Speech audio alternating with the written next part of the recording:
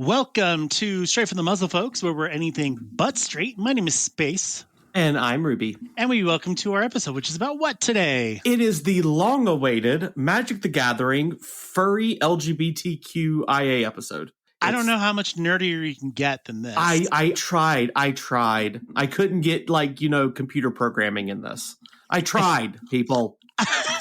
I'm only sort of physically human. Of all the episodes we've ever done, I feel like this one has to be the geekiest and the nerdiest. It's also one of the most wanted. I think in the Fangasms we had in the last two Fangasms we've had at least 2 emails asking when it was happening. Yeah, exactly. And I've never had anyone ask, can you do a show about Pokemon cards or Yu-Gi-Oh cards? So apparently those aren't just very well. Maybe they're well played, but really people don't care about it anymore. Magic is its own unique thing. It's my quiet place in this world, which most people, including my wife, call me insane for that. So I've attempted to play Magic a couple of times in my life, and each time I've played, I have lost horrifically. For me, it's a very difficult game. Well, to give the reason why I'm the one, let's do what we kind of do with our guests, our expert guests. Here's why we have me here talking about it. Yeah. I have been playing for around 15, 16 years. I have played in almost every format, and I have played in regional tournaments we'll cover it later, but for the formats of Standard, Modern, and Commander. Not to mention all the Twitch streams that you do. Yes, I am also a professional 4th for Twitch streams, which plays Magic over the top of it. I have done countless charity streams, which have lasted multiple hours. I think when we schedule for this to come out, I will have done an 8+ hour long 6 or 7 game long stream where I will sit down and play for about 8 hours. Damn. Nonstop. And that's not even my record. My record's 24 hours. Oh my God. Which was done so much sitting. Which was done on my old channel during Extra Life Game Day. I was going to say, do you play with Extra Life? Because I have. Do you want to explain what Extra Life is real quick? Well, we'll talk about Extra Life for charities and stuff. Oh yeah. So essentially, Ruby is the expert for this particular topic. So Ruby will be taking lead, and I will just kind of sit back and learn more about this game than I ever thought I would learn or know. Yes. Also with this game, this is the joke I tell. I've had to explain to therapists how important this game is to me. And the way I say it is I have played this game on multiple days no sleep, with a migraine, no food, and no drink in my system. Oh my God. With no caffeine. That's intense. And I was still playing at a level that was competitive. It's something that comes natural. Your brain wasn't necessarily, your thought wasn't deteriorating. You were doing pretty good. Yeah. Damn. And it's mostly because Magic is just that thing where I love it. I love every part of it. And I'm also one of those players that I can play competitively. I don't like playing competitively because I like seeing everyone at my table have fun. I don't necessarily care if I ever win. So I do stupid things and crazy things that make everybody enjoy it. And by the end of it, I have the entire table try to take me down. And it's great. It's awesome. I love it every time. Would I be correct to assume that the gameplay of Magic the Gathering could be equated to strategy of chess and reading people's faces like poker? Yes. Okay. Here's the way it's described. Chess is what is called a perfect game. You have, when you are staring at a chessboard, you have all the knowledge of what is going on in this game. Both players have equal knowledge. We know which pieces are where, what's been taken, all of the potential next moves. The only thing that separates you is your skill level. Magic is what is considered an imperfect game. You only know what is on the board currently and what is actively in your hand. You have no idea what's in your opponent's hand. You have no idea what's in their deck. And you have no idea what card is coming up on the top of your deck. There are exceptions to that rule, and most of the time I know what card is coming. But generally, you have no idea what the order of cards are in your deck. And you have to play with that. Yeah, it's pretty much like chance. Yes. Magic is considered, it actually has been ranked as the most advanced game ever made by man. Even more than D&D?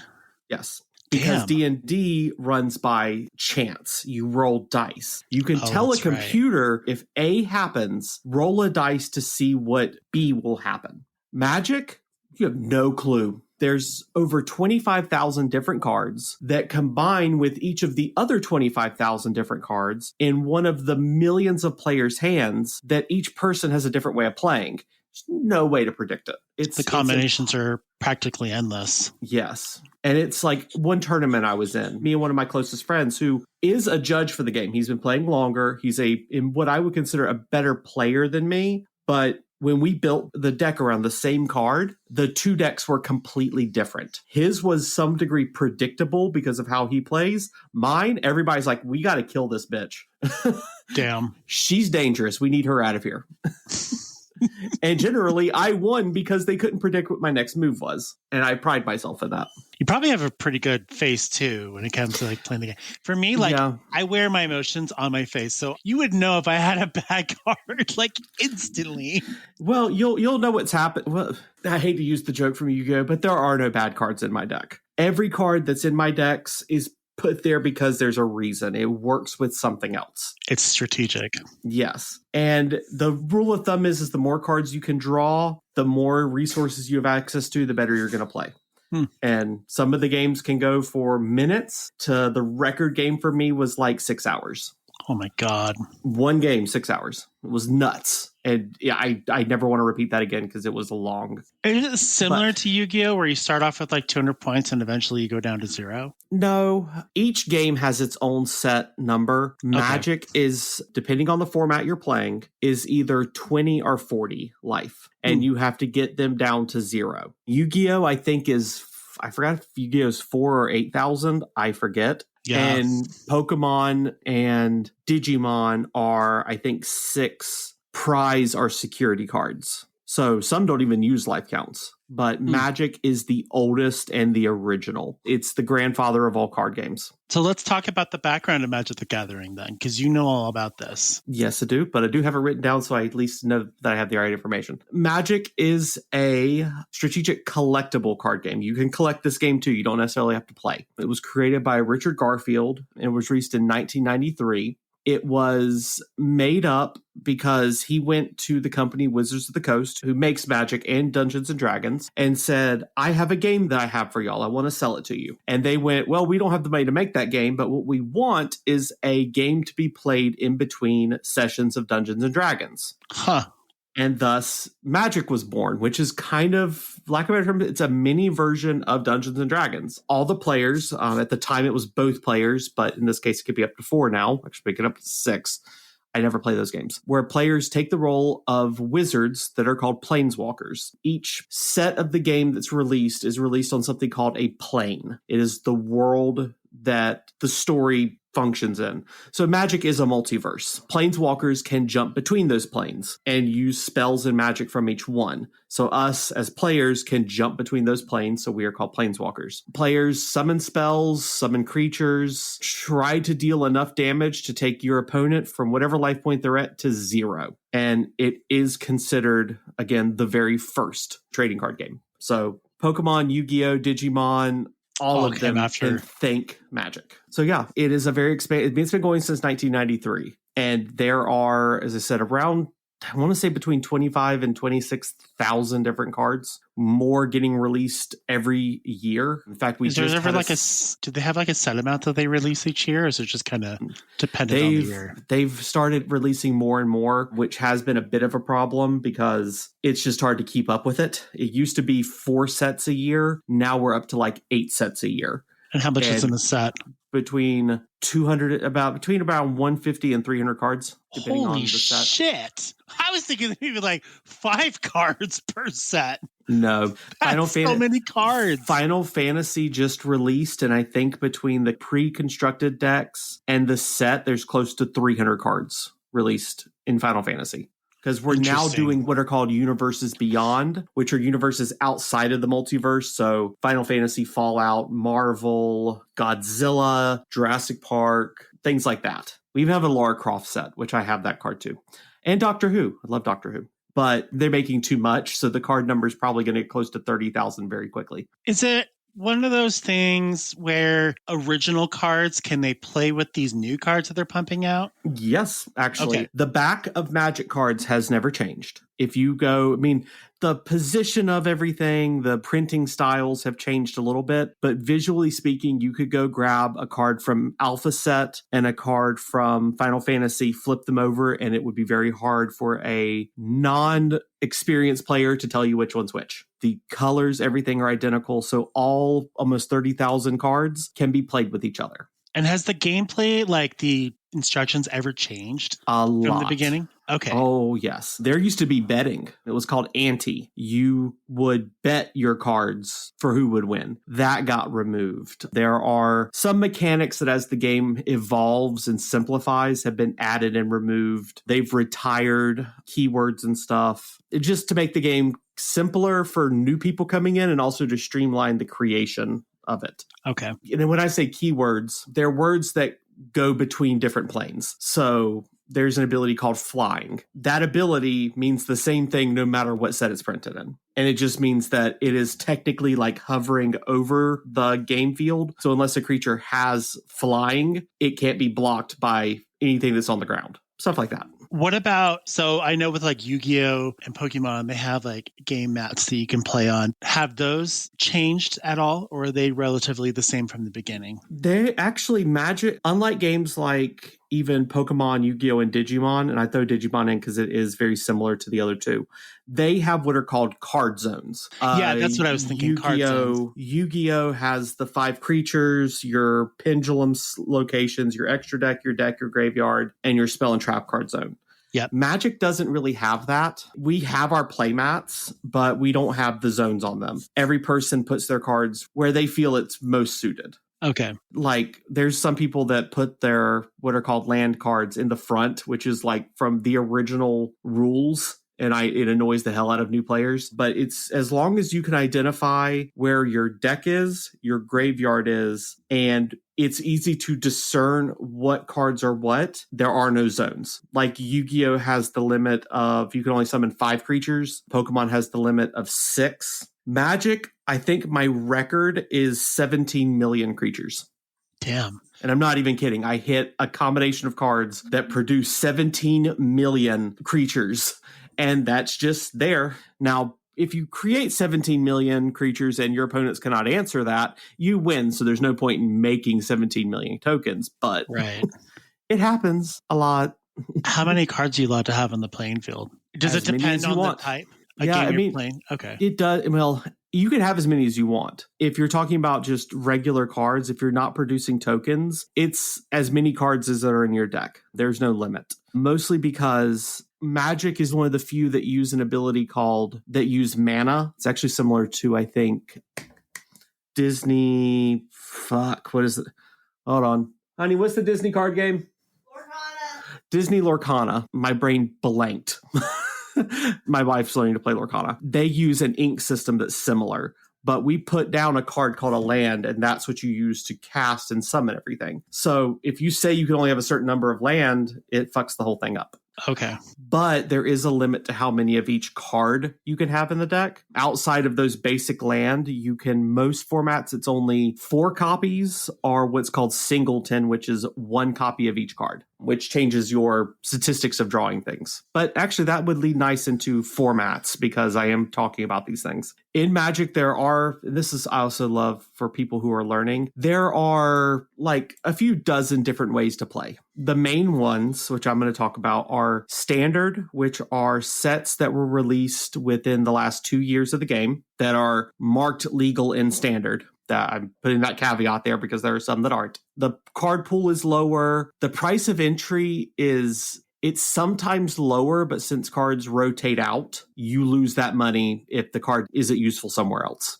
Then you have modern, which is everything from the set 8th edition and up. So probably the last 20-ish years worth of cards. They don't rotate out, so the money you put into it stays. Both standard and modern are 60 card formats. You start the game with 20 life, and it's 1 player versus 1 player. Usually you play best of 3. Then you get into the fun ones, like Commander and Competitive Commander. Those are 100 card decks singleton. So you can only have one card of each in there. And you get to pick what's called your commander, which is a legendary creature. And it's actually on the card, there's a thing that says legendary creature. It's those. It's the most popular formats. And that's the one I predominantly play. And I absolutely love all the different ways you can play and the different strategies. And if you think there are a lot of cards, there's a lot of different ways to play it too.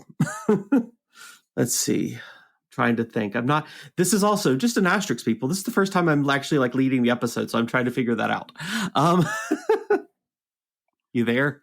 No, I am. I'm listening to you. Sorry. You went completely quiet to the point I'm like, did you disconnect and I've been just talking to myself? No, I mean, you have been talking to yourself. You've been talking to me. But oh, yeah. I mean, I don't really know much about Magic, so that's why I go quiet. Well, actually, let me do this. I was going to wait and save this until the very end. But since we're talking about formats and the cards, let me use a card to describe it. And we'll find a way to put it in the show notes so people can see it, hopefully. Okay. But I made, as recommended from our Twitch chat, or Telegram chat, not Twitch. I'm on too many fucking services.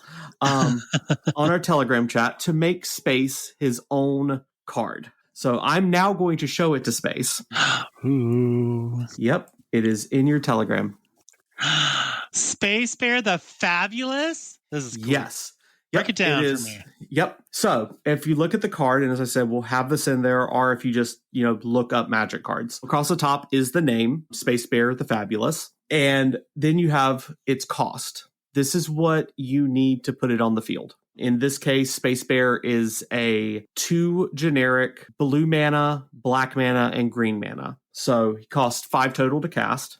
Oh my God.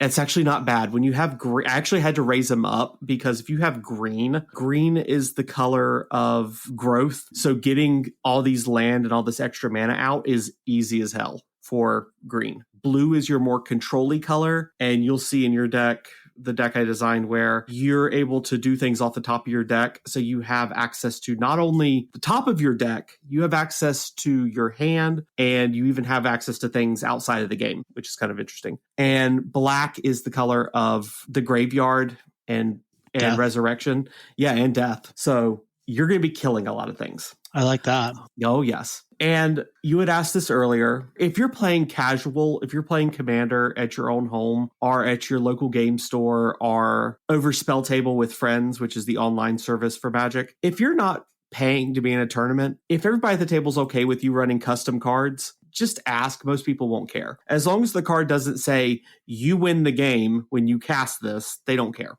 But Space Bear the Fabulous is a legendary creature, so it can be a commander, which is what it is in this case, and it is a bear mutant. Mutant was the closest creature type that matched Space Bear's backstory. I'll take it. Yeah, because thank you to a few previous sets and some X-Men getting introduced to the set, we have mutants now. So I thought, yeah, it would work. Sweet. So, and I put thought into this. Like, I took what I know of Space's backstory and made a card. Rad. And the card text says, at the beginning of your turn, you may skip your draw step, so you don't draw any new cards from your library, but instead you may search your library for what's called an equipment spell, or layman's term, a weapon, and exile it. So it is removed from the game. Normally, you cannot touch that card again, but Space gives the ability that you may cast it for as long as it remains in that zone. So as long as it's out there, if it's legal to cast it, you cast it. Interesting. Yep. But that's where you're able to create and lock weapons to yourself. So whenever you cast an equipment from exile, it enters with a DNA counter. And whenever you are going to equip a spell to Space Bear the Fabulous, it costs less, so it's easier to equip to Space. What's a DNA counter? It is specific. Counters can be weird in Magic. All it is a marker that, when I say marker, some way to mark. Like, I have little tiny round discs that you put on there. And you state that this is a DNA counter, and it's specific to Space Bear's abilities. Okay. Because there are cards like there's flood counters.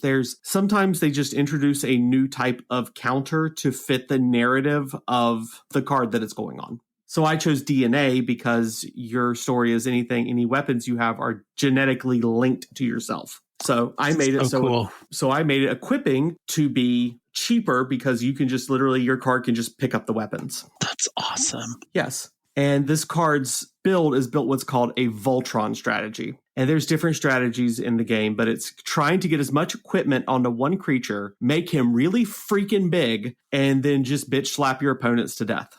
That sounds amazing. And that is exactly what your deck does. I actually am planning on building this because it's really good. And the main commander, the backup commander, so it's technically a legal deck, is called Felix Five Boots. So your husband's in here too. Nice. What does the 2/2 in the bottom right corner mean? That is your power and toughness. Okay. The first number is how much damage you can deal. The second number is how much damage he can take. And that's just as a base on the card. That doesn't include equipment Correct. that I would have attached to me. Nope.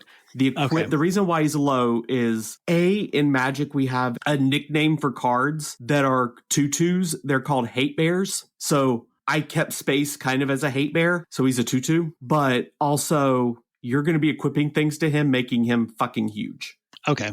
And otherwise, if it was higher, it'd be a little bit more like overkill. If I'm not mistaken, the highest natural outside of like joke cards is 16/16, I think. Oh, hello.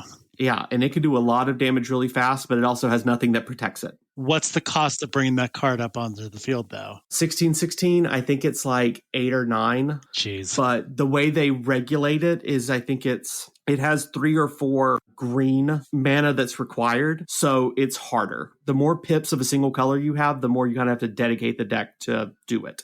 Okay. And the link I sent you, because you're going to love a card I put in here, and this leads into the LGBTQ part of Magic. Go down to enchantments. On the 5 boots one? Yes.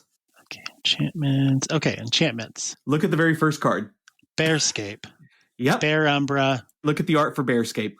They're a bunch of manly bears. that came from a Magic the Gathering set called Pride Across the Multiverse. That's cool. It was all LGBTQ friendly cards. I owned that set, and Bearscape was one of them. Create a 2/2 green bear creature token. That would work with my card. Yes, it would. Nice. It just gives you a way that if something gets in your graveyard, you have no real way of getting everything out of your graveyard. So, hey, why not turn anything that goes in there into a bear? I love how there's like manly bears, and on the very back of the very like small like little mountain, there is an actual bear.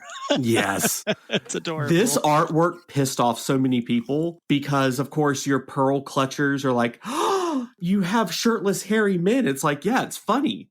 Yeah.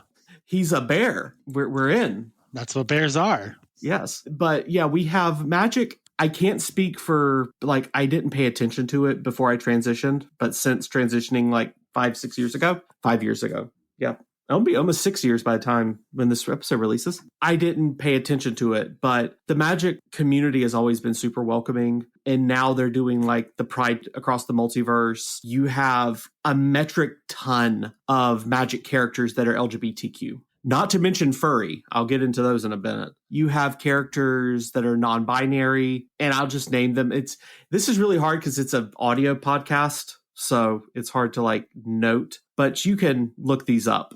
Oh, that's not what I wanted. Sorry, I was trying to do something, and my thing just went. I can do it. There we go. Oh, there you go. But you have characters like, these are actually all what are called your legendary creatures. You have a character called Nico Eris from a Greek-inspired plane. They are non-binary. You have Chandra and Nissa, who are 2 legendary creatures. They're both pan. One is a pyromancer and one's an elf. They're together. That's cool. I almost made this one your pairing, Ral and Tomek. They're both gay and they are married in the story. That would be amazing. Yes, but I just didn't think it fit the playstyle of Space being a weaponsmith. The first, and actually I think she's arguably the very first trans character, and that is Alicia. She comes from an Oriental, Asian-inspired plane full of dragons, and she is transgender female. Her name in her tribe, which is she's kind of a Mongolian-style tribe, is named Alicia Who Smiles at Death, because she charged into battle and essentially earned her name. In the storyline, she has passed away, sadly, but she's also trained and raised other people. So there are now multiple trans male and female characters on the plane that she comes from, named Tarkir. So that's awesome. I have a deck for her too. I'm in love with the character. I'm going to throw this one in here because technically he is on a Magic card, and I think you'd be pissed off with me if I didn't mention him. Deadpool. I mean, how could you not? The name of the card is Deadpool Trading Card, and that's actually the name of the card. And since Deadpool is queer, Deadpool's here. He came out of our Universes Beyond set. I have him, and he's a lot of fun. You have the characters Huatli and Saheeli. They're lesbians. They come, and the cool part about Huatli and Saheeli, they come from two separate planes. Huatli is like this dinosaur loving planeswalker, and Saheeli is an artificer, so she works with machines. And they met, fell in love, and Saheeli now makes machine velociraptors, which is kind of cool. It's pretty cool. And then the last one I'm going to mention, because there are 143 cards with trans characters on them, or not trans, LGBTQ characters on them. I don't have time to name 143. But the last one is Yuma, and he is from one of the recent sets, which is What If All the Characters Were Cowboys? He is trans male. And again, there's countless. I could sit here and just name off people. And it's cool to be able to look at a card like, say, Alicia, who I built, and go, this character is like me. And she was actually even in the Pride Across the Multiverse set with the new artwork. I love when they do it, and it's been happening more and more. As I said, 143 cards doesn't sound like a lot when you're talking 30,000 cards, but it used to be 0. And they've only recently started adding them. And with everything, the more representation there is, the more we get to say, hey, here we are, someone we can relate to, which is absolutely always a plus. Hell, even I have friends that are content creators for Magic that go everywhere from she, her, they, them. I even know an it, which I'm not like super good friends with it, but I'm a huge fan, and it does some amazing videos. Named Spice 8 Rack, lives in Great Britain. We're everywhere. Ooh, sorry. There's a thunderstorm going on. Ooh, I can hear it. Yeah. Lucky you. Yeah, I know. It's currently 99 degrees where I'm at. Yep. It was hot as hell here today.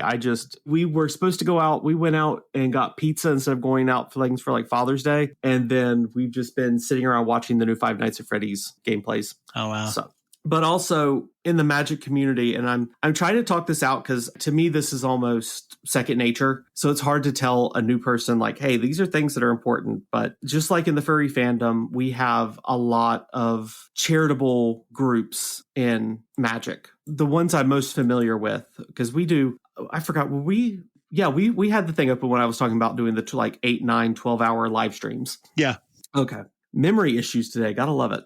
But we constantly, for Pride Month, we do charities for the Trevor Project, Trans Lifeline. We do Extra Life Game Day, which Extra Life is raising money for local children's hospitals. We also raise money at conventions. We raise money for one of our community members got cancer recently. We raised a metric ton of money to help them get with the treatment they need and to have money to live off of. Whenever we're called upon, our tables are ready to go. And it's a very welcome, very, very welcoming community that anybody that needs help will happily sling spells to raise money for you, or at least to get awareness out. The big ones, like the most noteworthy ones currently in the community I'm in, are the Praetors for Change, which are technically a group that spawned off using the name of some villains in Magic, but the way we use the storyline is to represent transgender, because a lot of us in that group are trans. In fact, I even have a Phyrexia mark on my chest that goes with the Praetors. They raise money for mostly the LGBTQ community,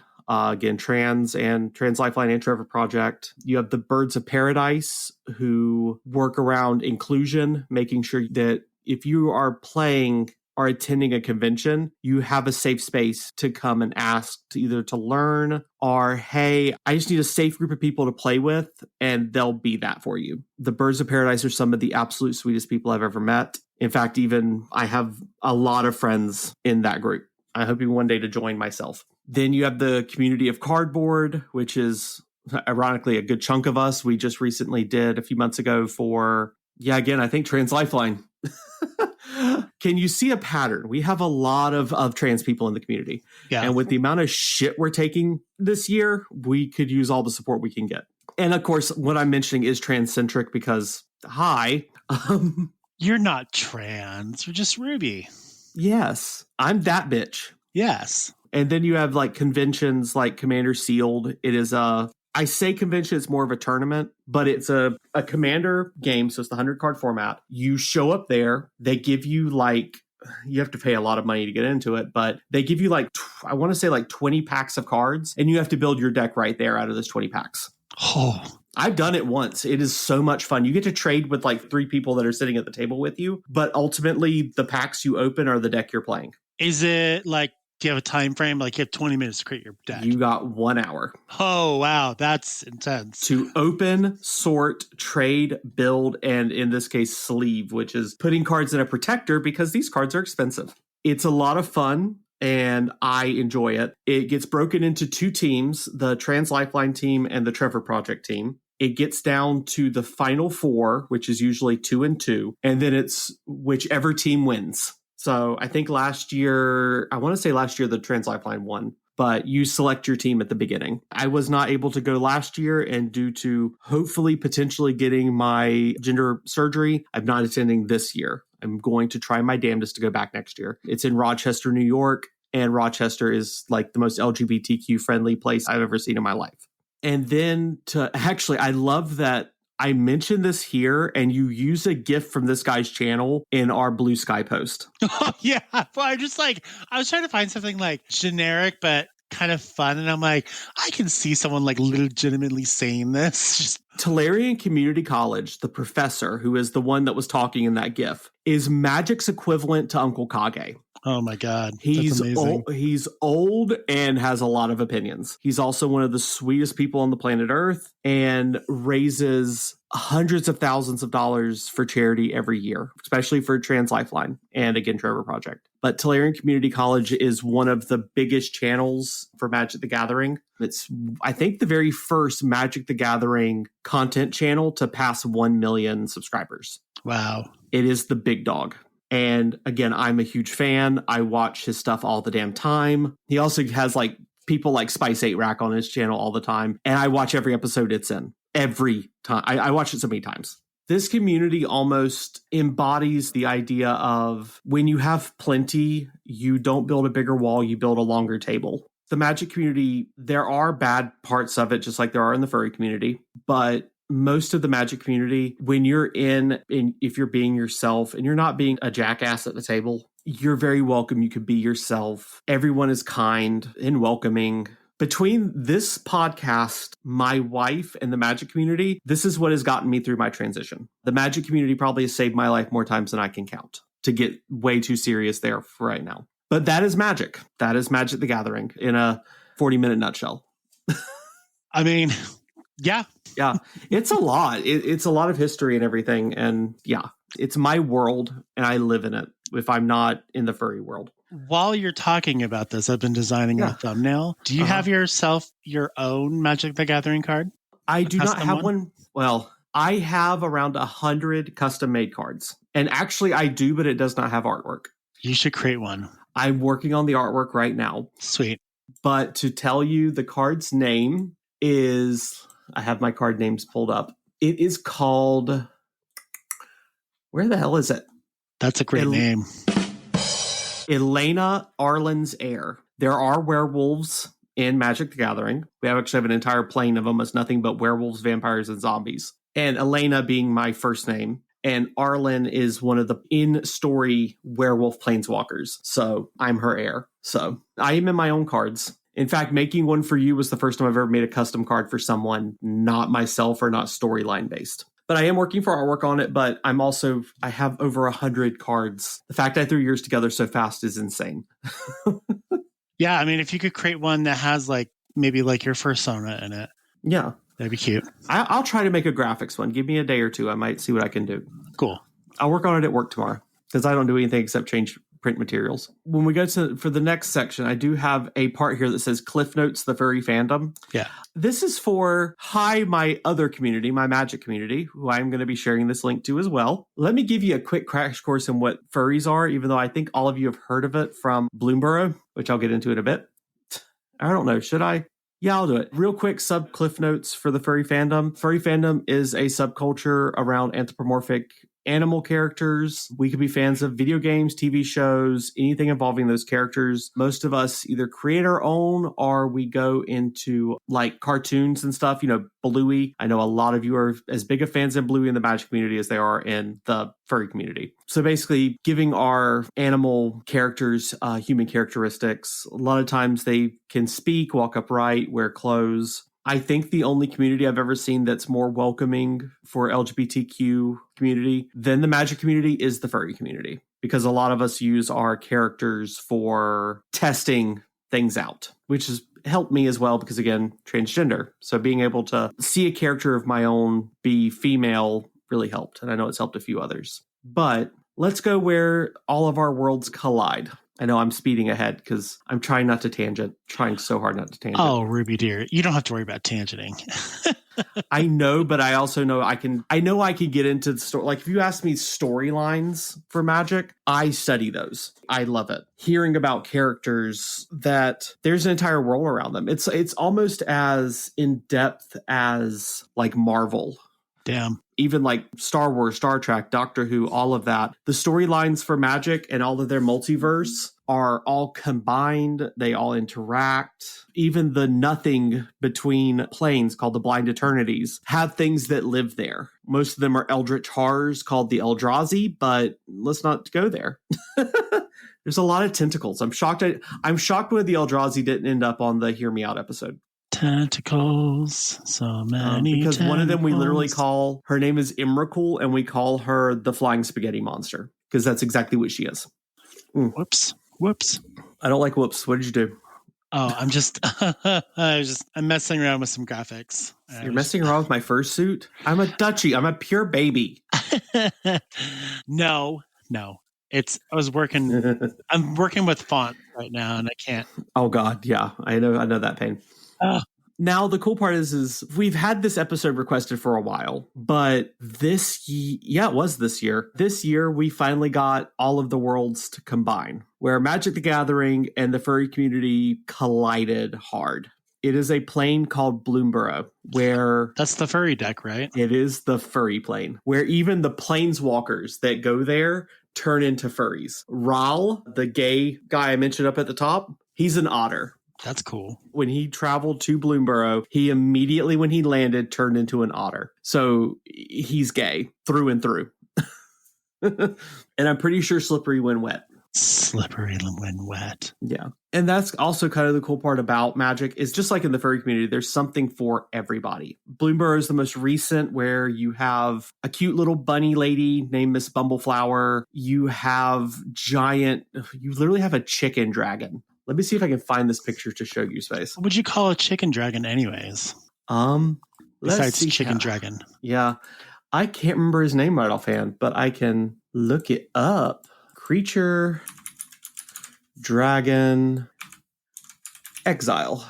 Oh, I don't like that. His name is Dragonhawk. Oh, that's cool. Here's what he looks like. He is quite literally, he's technically a dragon hawk, but he looks like a chicken. He's a chicken. He's a chicken dragon.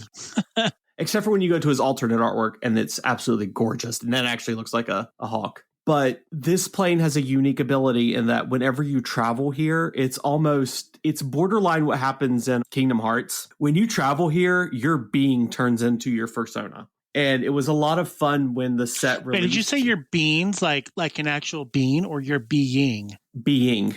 Okay. Like your beans, like, Persona toe beans or whatever. Yeah. But like Rawl showing up there and all of a sudden turning into an otter. Okay. All the planeswalkers got makeovers to turn into a furry. And we had people in the Magic community going, well, what would my persona be? And it was kind of cool to be sitting on stream. And it's like, what persona do you think I'd be at Bloomburrow? Oh, I did that thing of where I was being asked as a furry, what would my persona be? We had a lot of badgers. It was interesting. And also, again, we don't have planes that often that you show up and you turn. Let's see if I can find, I don't know if I can pull that off, but every planeswalker got new artwork for the set. And also we have furry that goes even further back because we have planeswalkers that are animal people. Let's see if I can find him. What's his name? Not a Johnny. Brutus. No, not Brutus. Let me show you Johnny. He's hot. He's a big kitty daddy. Oh, yeah, look at him. Yep. I can find this guy really quick, though. Planeswalker, click. Lord Windgrace. There's a kitty daddy. That's a kitty daddy. Yep. A kitty daddy. Kitty daddy. Daddy. A Johnny is what's called a leonin. He is a giant lion, a bipedal anthropomorphic lion, and he's really cute. And then Lord Windgrace is an anthropomorphic Black Panther, and he's just hot. And then you have, we even on our Planeswalkers, we have a Minotaur, we have the werewolf, which is Arlen. Furry has invaded Magic, no matter what anybody says. And as I stated above, so has the LGBTQ community. So it's just kind of funny to watch people now. I'll need to check the Magic Con that just came out. I'm curious to see with Final Fantasy and everything if we have any like new furry people at Magic Cons. Because I haven't been to one and I want to show up dressed as graphics personally. Because we have a lot of cosplayers in the community. Sorry, skating through my notes. Huh?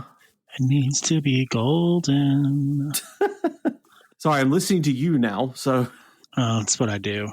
Yeah. And the really big tie between the communities, between Magic and furry, is how welcoming and including we are. Once again, there are individuals that make that harder for everybody. And like in the furry community and the Magic community, it does not last. We even have people that try to say that women shouldn't play because it's not a women's game. I have had my ass handed to me by more female players than I can count. They are some of the craziest people when it comes to playing and some of the most crazy talented people. And also had, for some reason, I've heard the argument that transgender women shouldn't be permitted to play because we're too good. Whatever. Now, don't get me wrong.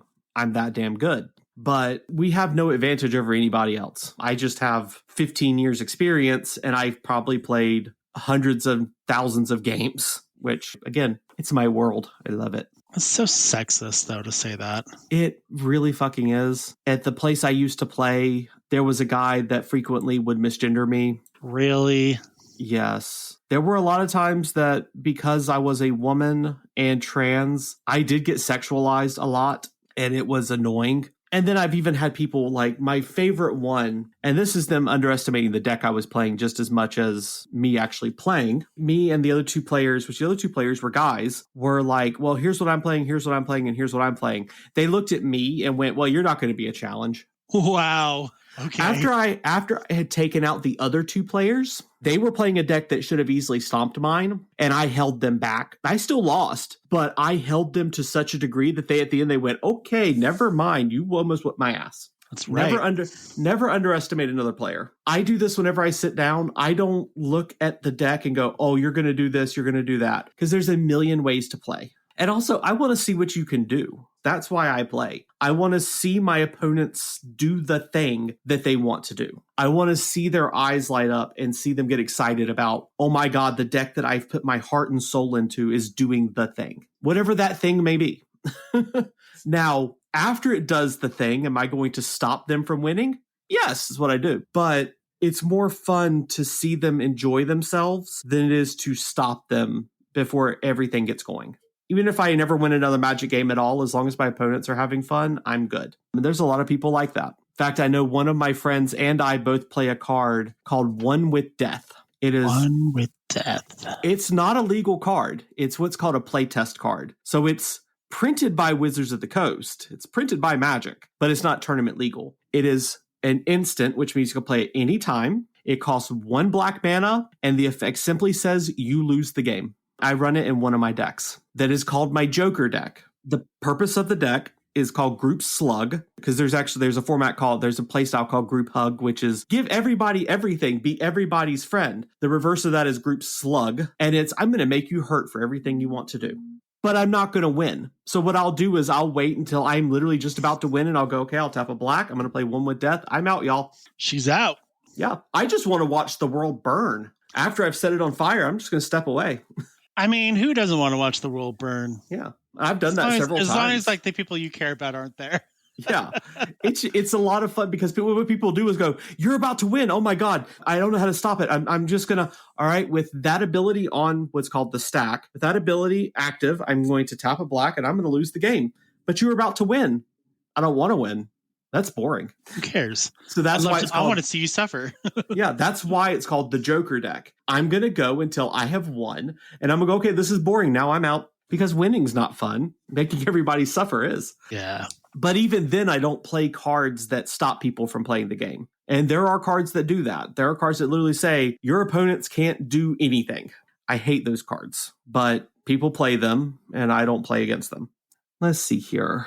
I think I actually already talked about the overlap, because, I'm the definition of all three communities overlapping. Literally. Yeah, but with how popular this is, if anybody wants to learn to play Magic, I would be happy to teach, and there are ways to learn, and I'll cover that at the end. And I've actually covered how important representation is, because just like now that we're in Bloomborough, we can say, oh, look, there are personas here. There's a little gay otter that's involved in the storyline, and they never do the exaggerated, flaming characters. Ral's not, hi, y'all, I'm here to cash shit. That would be me. Yes. Ral is one of the single smartest characters on his home plane of Ravnica. He is the head of an organization that creates the most advanced science stuff on the plane. Chandra and Nissa, they're the lesbian pair. They're considered two of the most powerful planeswalkers in the game. Nico, the non-binary character from Tarkir, their name, let me pull it up, is Nico Light of Hope. They go against fate.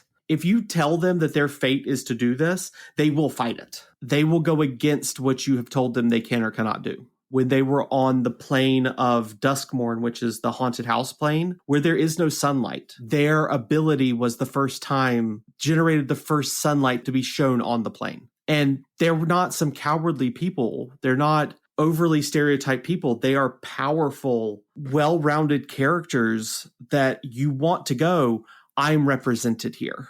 Wow. Not you're not dealing with I guess the only thing that's coming to mind is white chicks, where it's oh, they're technically in drag, I'm just going to look away.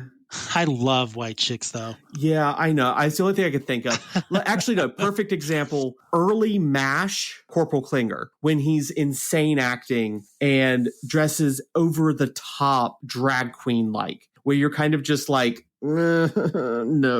in theory. I don't watch a lot. Basically, if I go and look at a show and their LGBTQ representation is someone just walking out going, hi, bitches, I'm important of nothing more than comic relief, I'm probably not going to watch it, because there's nothing worth watching.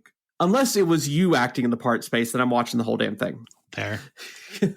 But it's equivalent of Jinx Monsoon being on Doctor Who. Her character is powerful, intelligent, dangerous, and they're trans. They're not just trans and that's their only quality. There was what I was trying to think of. Being their LGBTQ and being their authentic self isn't their only quality. They're also strong, intelligent, determined, unbeatable. And that's the important part. And they're doing it even more. We now have disabled disabled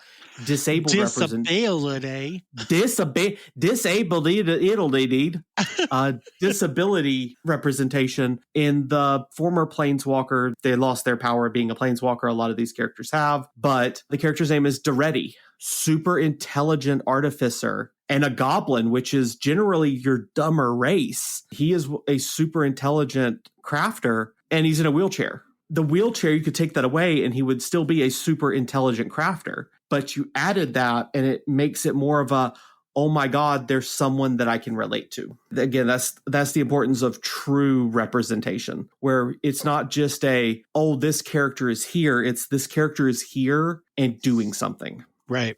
It's making sure that the representation is not just there for the sake of being there.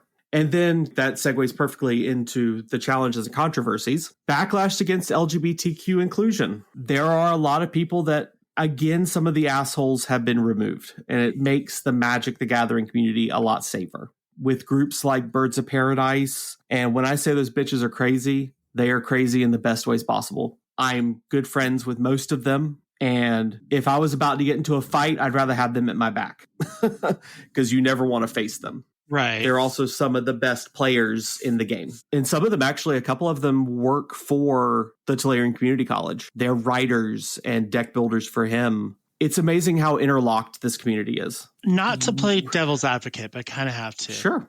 Go ahead. I feel my whole life is playing devil's advocate. So with the Magic community being inclusive, wouldn't it be considered exclusive if you remove a person from a competition just because of bias towards the LGBTQ plus community? I know. It puts you in a weird position, but it's perspective. Mm-hmm. If you're sitting down at the table to face your opponent and the only way you feel you can beat them is to belittle them because of them being themselves, you're not worth being at the table anyway. Makes sense. Okay.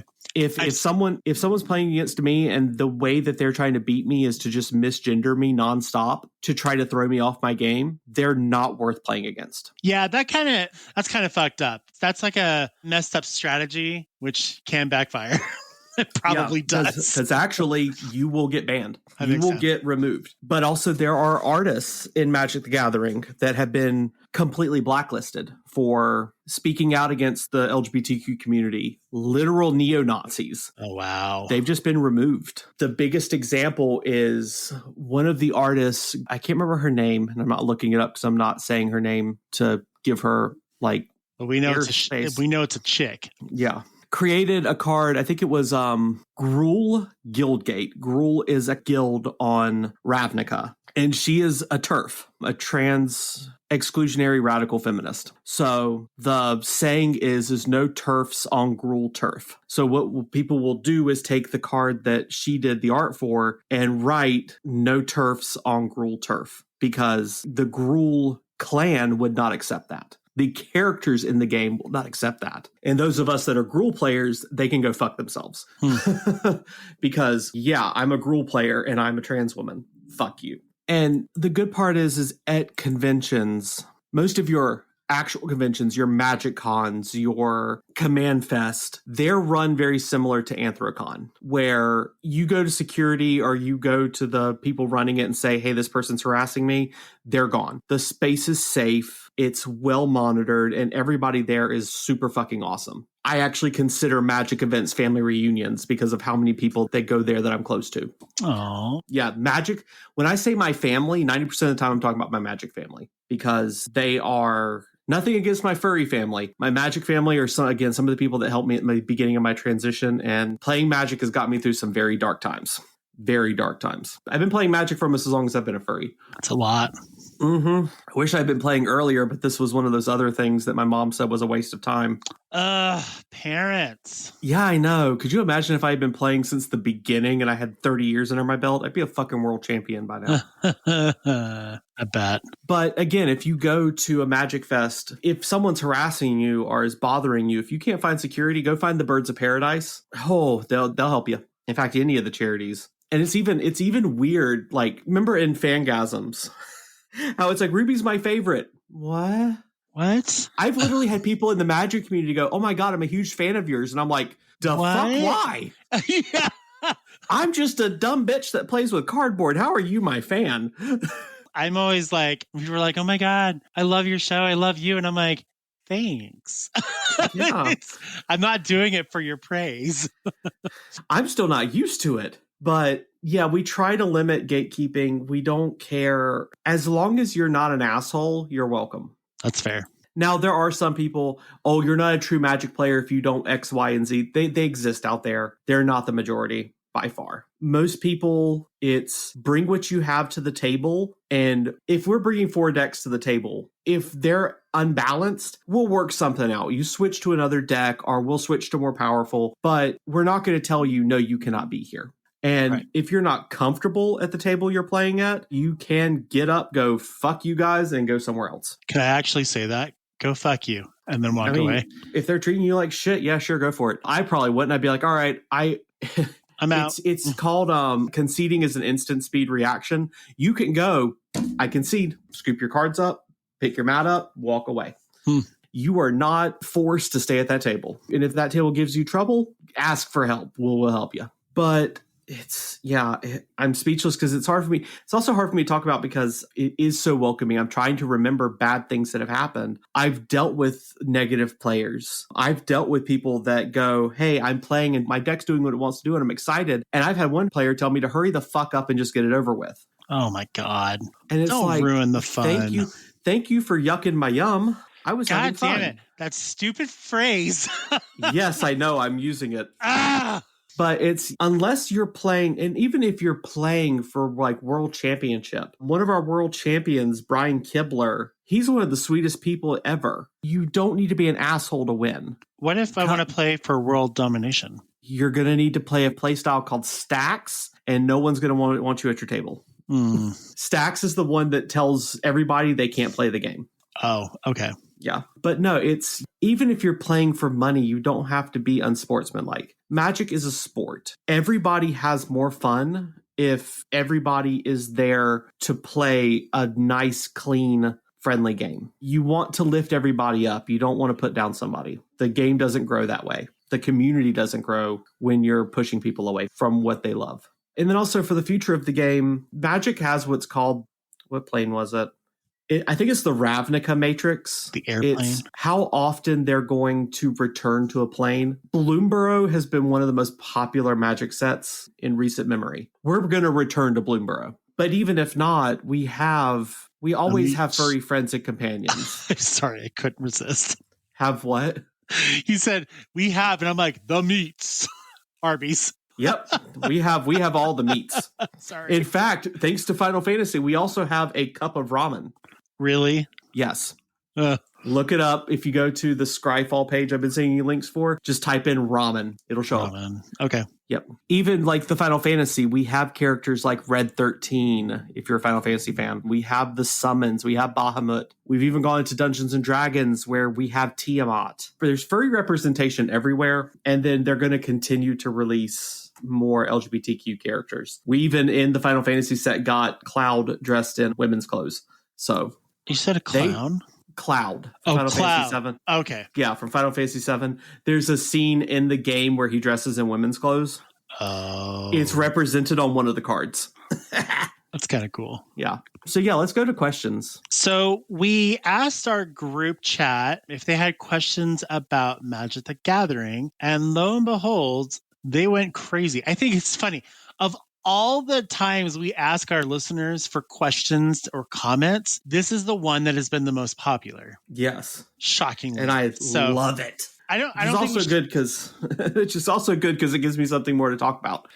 I mean, I don't think we have to go over every single one, but I can answer most of them very quickly. Okay, go for it. Okay. Well, you want to ask me since you haven't pulled up? Sure. Okay. Yeah. So from Yoshkin, the first question here being, what's your favorite color to play?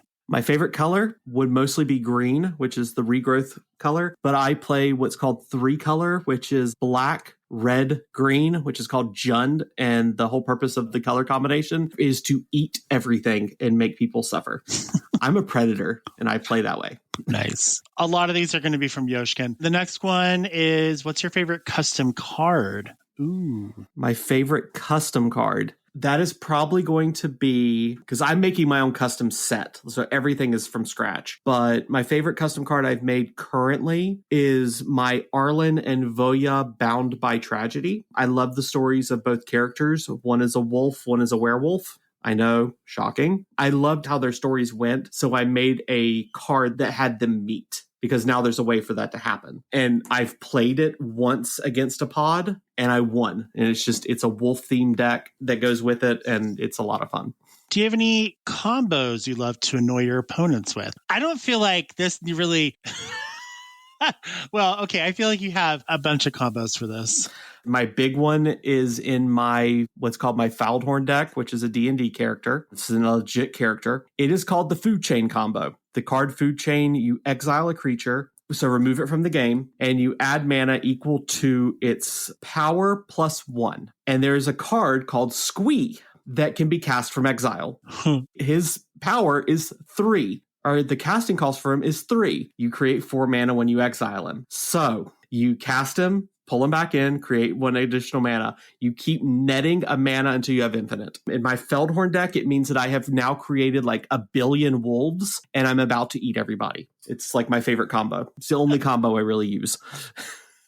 From Tor Ursa Max, I've seen people playing and it looks like it's not really a casual hobby. Is this the rule or am I just being biased or seeing it only at cons?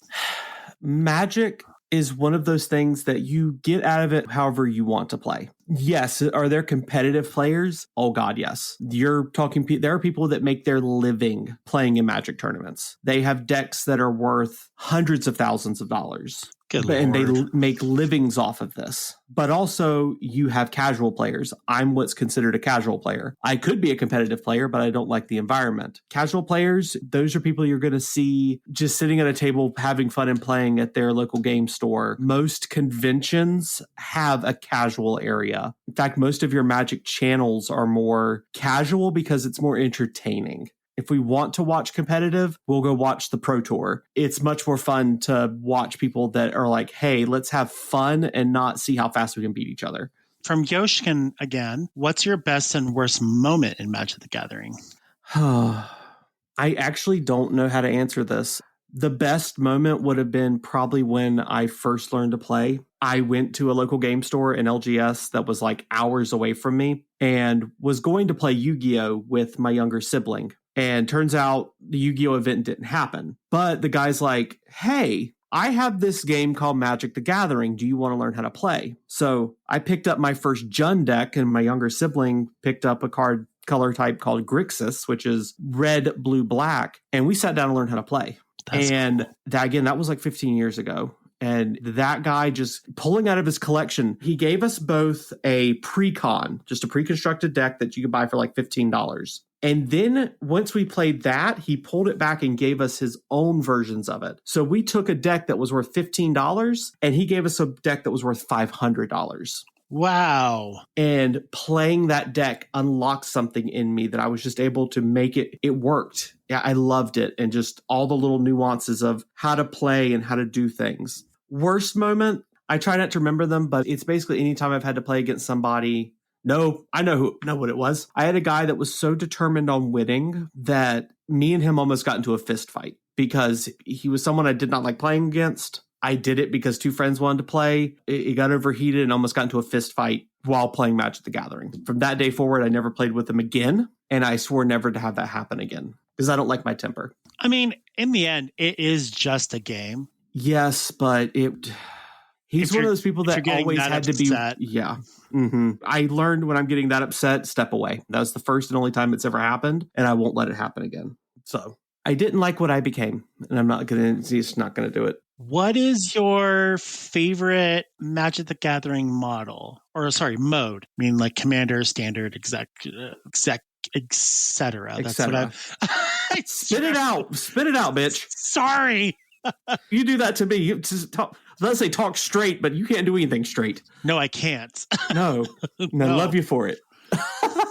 Mine's Commander. It's a communal game. It's most of the time with 4 players. It's the one where it's 100 cards. You get your commander. It's very personal because you always have access to your commander. Commander actually exists outside of your deck. But it's cool to see how people pick it, how people choose there. Sometimes it's you pick because you love the character, you love the color, the play styles, or there's a story behind it. And you get to see more people's personalities, and it's more of a communal format where you're talking out, and you also get to laugh and have some fun. The games last hours. Like, I think one game usually averages about an hour and a half, 2 hours, but it's a lot more comfortable and you build a lot of really good friendships out of it. What color do you think I would love to play? All right. That would be Sultai, which is blue, black, green. They were the color combinations I picked for Space Bear the Fabulous. I figured it would be good because you strike me as the person that likes to at least have some degree of control over what's going on in the game. Also, the way I have the deck built for you lets you see the top card of your deck, so you technically have a hand of one additional card. Sweet. Black, I know how dark and crazy you can be. And yeah. And green is very... It reminds me similar. I picked it also because it's one I picked for my wife as well. Big, stompy idiots that seem to fit you. You big ass creatures, and you make them go stompy on people's heads. Yep. It's pretty much true. What's your go-to commander? It's funny to assume that I was a commander player. Love it. My go-to commander is Feldhorn. Feldhorn Dreadwolf Herald. She does everything I want to do. I like playing more chaotic. In fact, my handle for Magic the Gathering is ChaosEDH. It plays from the top of the deck. I don't even know what's being played half the time until it gets put on the board. And it creates a metric shit ton of puppies. That's awesome. So I make a bunch of wolves and I do chaotic shit. It's also one of my strongest, and it's the one that I've put the most emotion and time into. The deck is never finished. I'm always making upgrades to it. So this version of the deck that I played last month is not the same as the one I'll play next time, which is my style. I like changing the deck up every now and then. This next question, I'm not quite even sure what that is.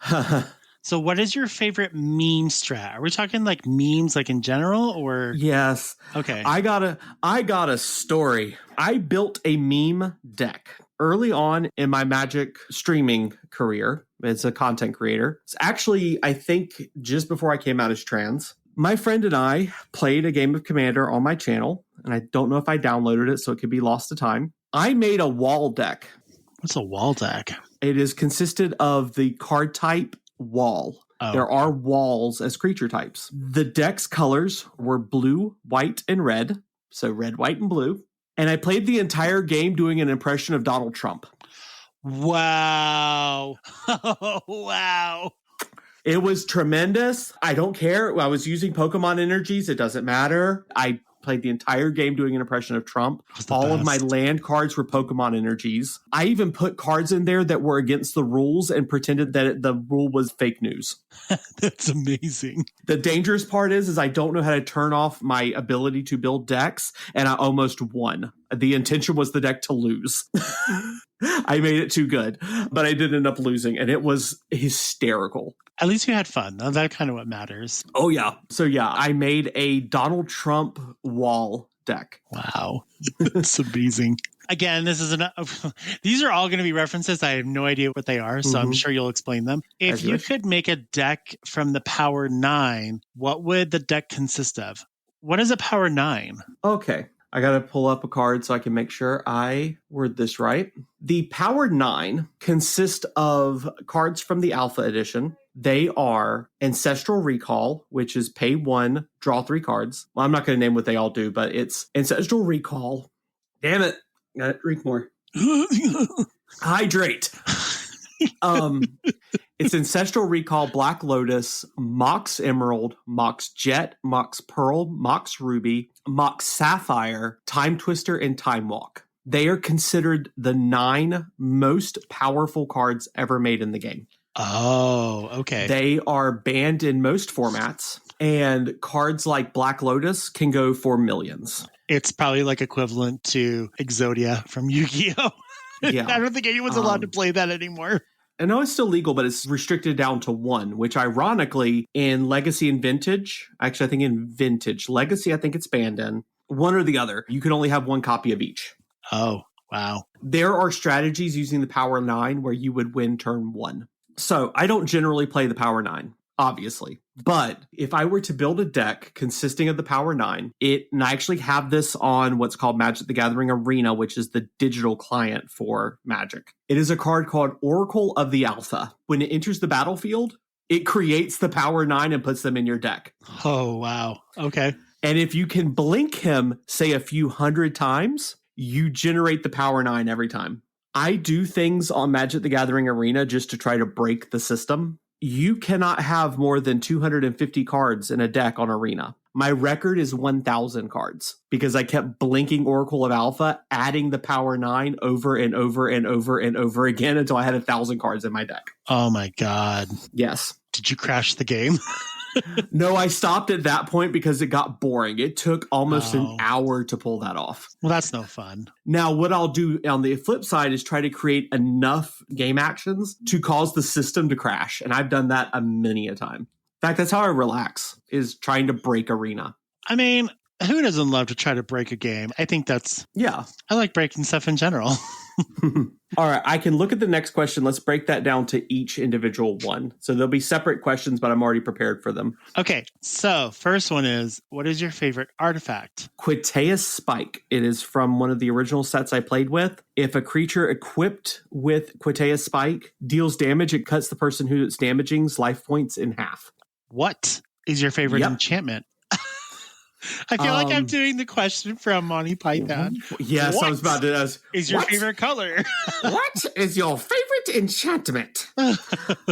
My favorite enchantment. I love enchantments. They're like my favorite card type. I would have to say Miri's Guile. It allows you to control the top 3 cards of your library. Knowledge and magic, like everything, is power. What? Oh, wait, that was already one in there. Oh. No, favorite artifact creature. Is your favorite artifact creature? Favorite artifact creature.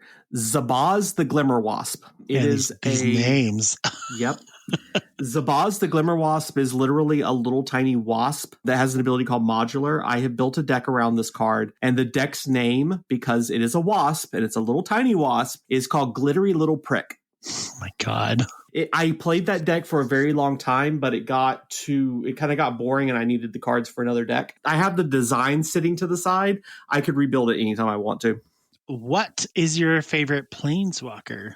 I'm going to have to go furry on this. Arlen. She is my werewolf mommy, and I love her story. I love her character, and I even kind of made myself her heir in one of the cards I designed. And then lastly of this section of questions, what is your favorite instant? My favorite instant. I forgot if it's an instant or not. Hold on. Yeah, because if you get this wrong, the MTG community is going to kill you. Oh, yeah, I'm going to lose my card. I got to make sure this card is an instant, because if it is, then it's exactly the right one. Instant. Search. No, it is not. Ramen. My favorite instant would most likely be Heroic Intervention. It gives all of my creatures indestructible, and they can't be targeted by my opponents. It's no. Favorite, Deflecting Swat. If your commander is on the board, it does not cost anything to cast it. And I can redirect an effect from one card to another. That has saved my ass more times than I can count. Nice. I usually deal with sorceries, so that's why it was hard for me to do. Next question. What do you think of the new deck released? The most recent decks that were released were the Final Fantasies. They look like a lot of fun. I truly do love them, especially because they're based around Final Fantasy characters that I know, but I do not own them. They're super expensive, sitting at around $75 to $100 each. Oh, and a card or a deck? A deck, but there's 4 of them. And also, I have limited myself to building for a little while. If you look at my online, because you bought a camera, right? Yeah, I bought my camera instead. But if you look online at the site's called Moxfield. It's a deck building site for Magic. I have over 500 decks. Girl, that's too many decks. So what I'm doing is, instead of building a lot, I'm upgrading. I have 2 decks that I want to finish. One of them is literally called Stompy Mommy, which is based around a card that a friend introduced me to. And she steps on things. I love her. So I want to finish rebuilding 2 decks, but after that, I'm not building anything new. So I have no major interest in buying precons because they're kind of a waste in my hands right now. Okay, there you go. Here comes the deck. What would a bear deck look like for me? It would look like a Sultai equipment deck, which is called Voltron, which is, again, you take a creature, you put a bunch of things on it, be either equipment or auras, make them really big, and they get to step on people. So what I did was I made a deck that does that using a bear. What I think that they're talking about is what bear deck would be is revolving around tutus, but that's just turning little tutus into big stompy shit, and that didn't seem correct for what I believe you would enjoy. So I made you a custom bear, which I've talked about earlier.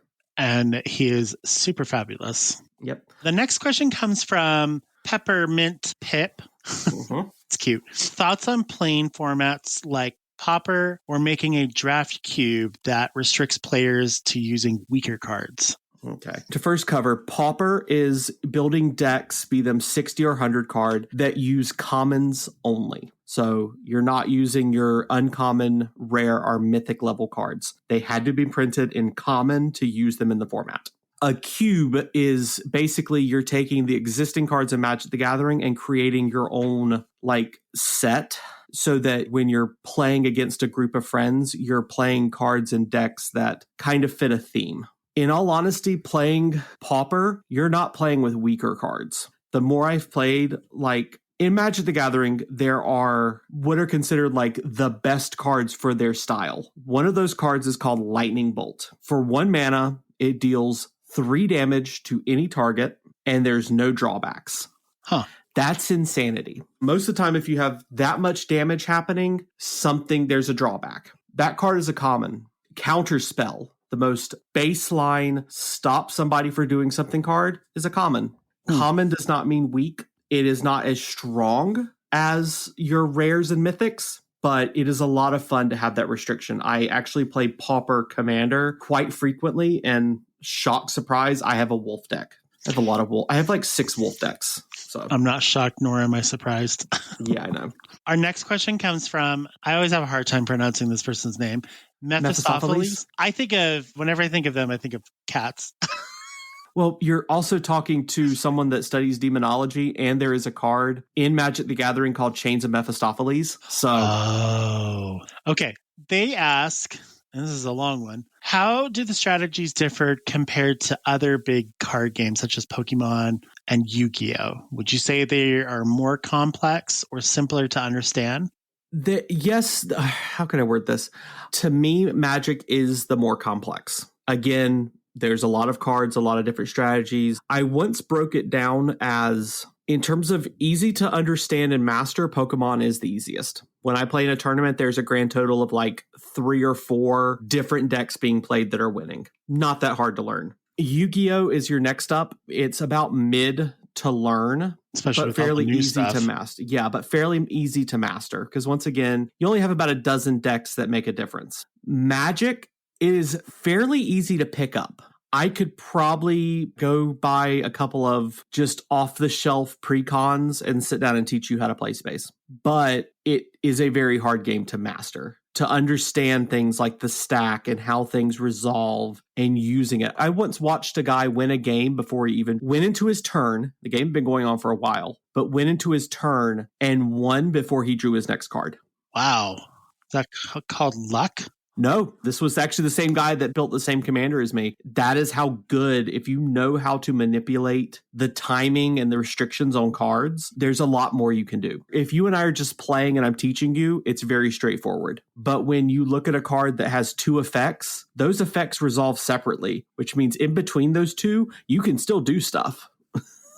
And it gets nuts. It gets completely batshit insane sometimes. I'd have to agree with you on the complexity. So Pokemon is fairly easy. Yu-Gi-Oh! I played it like back in 2001, 2002. Yeah, me too. It was fairly easier then. If I were to look at the rules now, it's completely changed, but it's still fairly easy to navigate. I've played Magic the Gathering only a few times, and it makes my brain hurt. So I should tell you something. But again, when I was playing those Magic games, I didn't really know what I was doing. So it was really easy for my opponent to just kill me. Yeah. If you're playing as someone that knows how to teach, we know how to draw our punches to help you learn. But then at the end, we're going to go, okay, so here's how far you can go. And I actually did that against somebody. I was like, let me show you how to play. Cool. Let's play another game where now I can't see what your hand is, because I usually play open to hand, so we can see what each other's doing. Then I'm like, okay, now let me show you what I'm capable of. Yeah. But by that point in time, they had already gotten a minimal understanding. So it was actually more of a challenge than I expected. But we go to a game night on a regular basis, but our friends that go to game night, every once in a while, they'll do like just a Magic the Gathering game night. And, I'd love to play, but they're all super competitive, like intensely competitive, to where for me, it's like, it ruins the game, because if I were to play, I'd know I'd lose every single time. And it's fun for them, but it's not fun when you lose, especially when you don't know why you keep losing. So I just choose not to play. If you go and watch one of the channels I frequent on, Trying Casually, and for our viewers that are in the chat, I'll probably start posting when I'm streaming, so you can come and watch me. I play on channels where I get to go a little wild, and you get to see me become that strategic villain that wants everybody to hate me. But I also have channels where we do take it a little slower to have some fun and just enjoy the laughs. Yeah. So I'm happy to have people come on and play or watch me play. And if you ever want to learn, there's a Magic the Gathering Arena has an AI system where you're playing against a computer. It's a good place to go, hey, I wonder what these cards will do with each other, and get to see it. That's actually how I test new mechanics that come out in sets, is I'll go like throw a couple of them into a deck and just see how insane I can make it go. Our last question, again, is from Peppermint Pip. How do you feel about the speed of the game has increased over time as more mana acceleration and draw cards have been added? Again, another question. I'm just like, what the hell does that even mean? The only thing with speed that I have a problem with in this game is the speed of which products are coming out. We're probably about to start spoiler season for Edge of Eternities, and Final Fantasy just released. Spoilers for Final Fantasy started even before Tarkir Dragonstorm, which was the previous set, came out. I would like WotC to slow back down to like 4 or 5 releases a year and not like 8, so we can enjoy and take a breath and immerse ourselves in the plane that we're on. As for the speed of the game, sometimes the games go very quickly. They still average about an hour to an hour and a half, 2 hours. But if I'm not this is Commander. But if I'm not mistaken, the last CEDH game, which is competitive Commander, I think that the final game lasted 11 hours. Oh my God. So when you're butting up against people of equal skill level, the game can go very long. The only thing that increasing your draws and your mana acceleration give you are letting you hit your resources faster. Do you think they're going back to like the decks and stuff? Do you think they're dropping more frequently because there's more players now? Or do you think they're just pumping them out because they can? Because Daddy Hasbro right now, their stock prices are pretty well tanking. Hasbro owns Wizards of the Coast, and Magic the Gathering is Wizards of the Coast's golden pig. Oh, okay. Magic is the golden goose. We are the ones that just frequently need to make their egg quota. Interesting. So they're basically pumping out material because we're going to buy it. Final Fantasy currently is the best-selling set ever to release, and a collector's booster box of packs, which is 12 packs, costs more than getting a brand new PS5. I'm going to ask you a difficult question, but it might not be difficult for you. It just seems like it might be difficult for me. Yeah. Out of all the decks that have ever been released, what is your absolute favorite? Easy answer, Feldhorn. Feldhorn was actually a starter deck that I, believe it or not, given to me by my mother. I asked her for it for Christmas, and it's become my signature. But I very much enjoyed the Duskworn precons. It's just the way that the story worked and how balanced all 4 decks were. But at my current playstyle, I don't like precons because I have my own unique way of playing. To the point that I still have my very first Commander deck. Still have it. Cool. Still intact. The commander that heads that deck is the same card I pulled and built the deck around. Do you still play with that deck? Yes, I do. It is called Brunna, Light of Alabaster. It is an angel, and when she attacks, you basically take all enchantment auras, which are basically the equipment version of enchantments, and they come from everywhere. So from your hand, the field, and the graveyard just go straight to her. The record is 400 points of damage in one shot.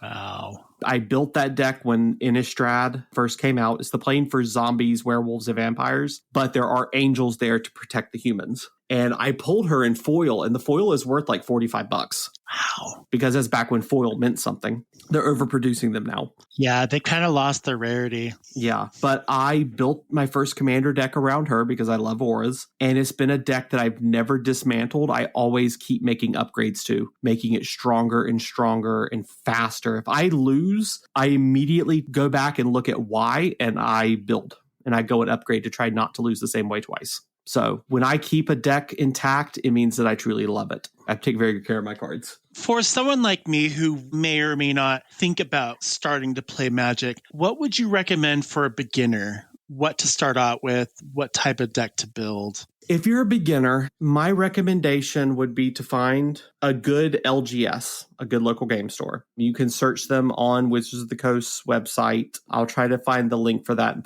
we can put it in the show notes. Go there and tell the store owner you want to learn how to play. You want to learn how to play and you want to learn how to play Commander. I would say it that way just because that's the format I play. They'll either teach you themselves or they'll point you to a group that they think can teach you. Interesting. Then you can spend like between $40 and $70 on a precon and play learning how to play that. And then upgrade that precon until it plays the way you want. Once you learn how to do that, then you can start looking at, hey, I like that play style. Hey, this play style looks fun. As I said, the way I play is what's called an aristocrat strategy. It is, I want to sacrifice my minions and deal damage to my opponents for it. I've played for 15 years. I know how to play that strategy. It's mine. And it works for you. It sure as hell does. There are games I don't have to attack. All I do is make a wall of minions, and I just start picking my minions off and pinging my opponents until they die. What does it mean to ping your opponent? 1 point of damage here and there. Oh, okay. Yeah, I'm not dealing like 20 or 30 damage a hit. I'm going to deal 1 damage to you. I'm going to deal 1 damage to you. And I do that like 40 times, and my opponent dies. It's like the slow burn. Yeah, it is death by 1,000 needles. Oh, that sounds terrible. Yep. I have a little shank. I have a little shiv, and I'm going nyah, nyah, nyah, nyah, nyah, right into their side. I have a little goblin walk into the table and go nyah, and they take damage. Yeah, yeah, yeah.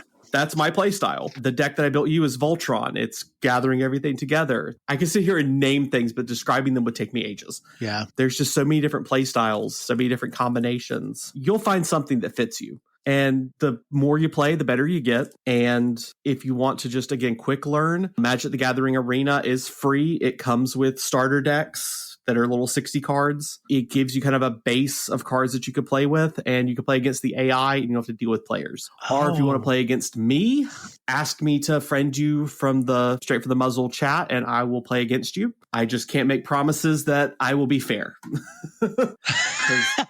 At least you're upfront and honest about it. I play the way I play. It's going to be insane, but it's going to be entertaining. Yeah, for sure. I'm going to make the server cry. Well, this has been a very informative episode for anyone who is looking to play Magic the Gathering and you have questions. Ruby is our resident expert, and you can find her in our group chat. Yep. You can also find me any and everywhere under the name ChaosEDH. That's literally everywhere, especially on Twitch, where I play most often. And I'll put your socials, if you don't mind, in the information below. Any resources that we would have used or discussed on this particular episode will also be available down below as well. Mm-hmm. And then, of course, if you guys have other things you want to email us about Magic the Gathering, you can at talktothemuzzle@gmail.com. This is it's hard to take something like this that is so huge and kind of bottle it down into like an hour and a half to a 2-hour segment. Oh, God, yeah. We did the best that we could. Ruby did the best that she could here on doing this. I'm not going to discount that there's going to be another episode, but I think there might be one later on down the road where we can go into more like deck building, or maybe do like a live stream of us trying to play against each other. Actually, that's what I was about to say is if we do it again, it'll probably end up being a live stream so that y'all can see what I'm looking at, and I can kind of show you, hey, this is how you play. You can see Ruby destroying me ruthlessly over and over and over again. Yep. And you get to see my channel's mascot, Critical Hit. So sweet. As per usual, we thank you guys for listening into our episodes and our podcast. And do you have anything else you want to say before we let go? Nope. Just be safe out there. I know by the time this episode releases, Pride Month has passed, and I hope everybody had a good damn time. My Pride Month, I think, is next week. So I'm looking forward to that. We have another Pride event coming out. There was the main city Pride event, but it's so corporate. It's just so heavily corporate with all the booths. And I'm just like, here's the funny thing. I'm just going to rant real quick. So oddly enough, the Pride Festival had a ton of plant booths. And I'm talking like cactus, little like gardening things, which I thought was so odd. I'd say about 95% of the booths were all like crystals or jewelry. Ooh. And then the rest of them were just corporate. So this one that we're going to end of June, which is the 20th and 29th, is down at this place called The Gateway, which is like an outdoor mall, but it's free and it's only local artists that are going to be participating. So that's really cool. Yeah, we have a lot. Our Out Raleigh Pride has a lot of corporate stuff, but there's a lot of like handmade vendors, and I adore shopping there, especially because there's some people who do clack fans that have like cuss words on them. Love it. And like vendors that I'm just like, oh, this is stuff that I can only get like here. And I end up buying a bunch of stuff. Yeah. So I look forward to the local one. That'll be fun. Okay. So that's it. That'll be it. Yep. All right. Well, y'all have a great day, and we'll see you guys next time. See ya. Bye.